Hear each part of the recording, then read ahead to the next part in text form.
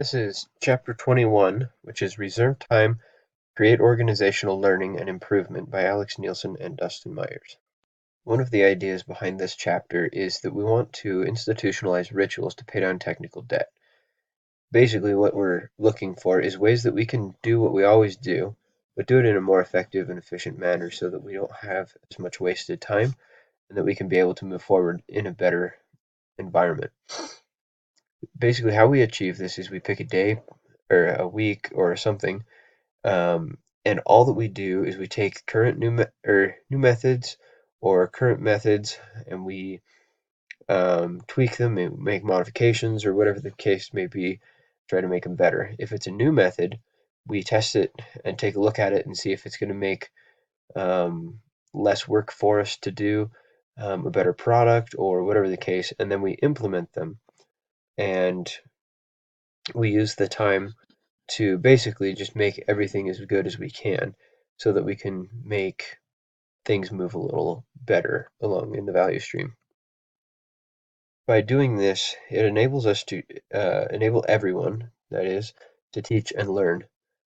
Just like in the BYUI model for teaching, people learn best when they teach each other.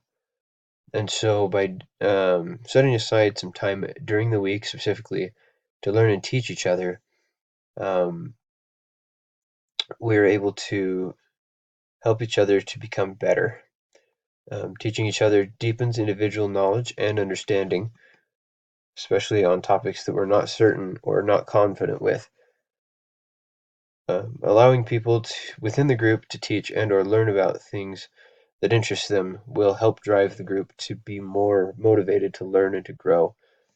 In a coding environment, if somebody is not interested in learning about a specific code, but they're passionate about another, if that code has um, a good use in this case, it might be worth your time to allow them to explore it, allow them to kind of just work on things at their pace and see what they can come up with. And if it works better, then implement it.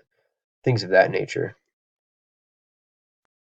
So there's a lot of things that have had problems with security, and part of the enabling people to learn and grow is enabling them to test things and find issues.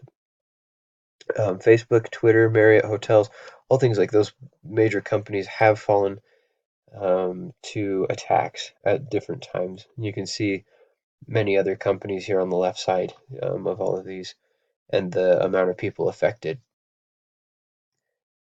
For Alex and his workplace, um, it's fairly large and it's never been successfully hacked because employees are required to work on site with company allocated assets. Even when on site, employees must sign into a secure VPN, and there's no such thing as overprotective. Using these key principles has led them to be successful in their security and their safety measures. Each morning's stand-up meeting references the importance of physical and virtual security in the morning, or in the work environment, excuse me.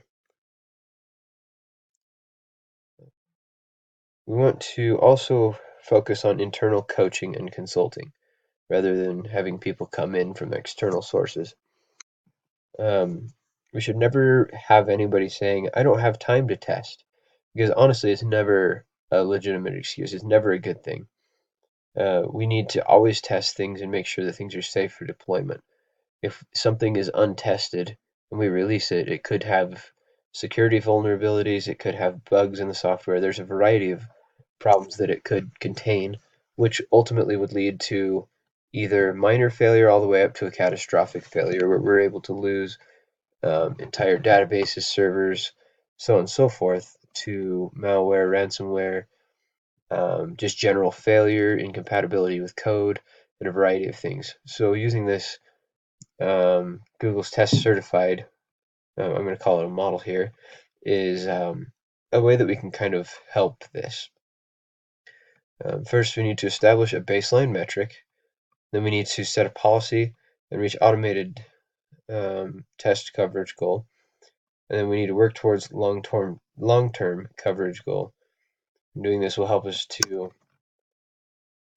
be able to find time to test and move forward in a better way. In conclusion, the culture should promote improvement of daily work. We need to make sure that we set aside time, not just try to squeeze it into the day because it'll never work. We need to set aside specific time to pay off technical debt. We need to allow everybody to learn and teach from each other. And we need to make experts, coaches, and consultants available to answer questions when needed. And remember that by having everyone help each other learn in our daily work, we outlearn the competition, helping us win in the marketplace. But also, we help each other achieve our full potential as human beings. Again, this was Chapter 21 by Alex Nielsen and Dustin Myers.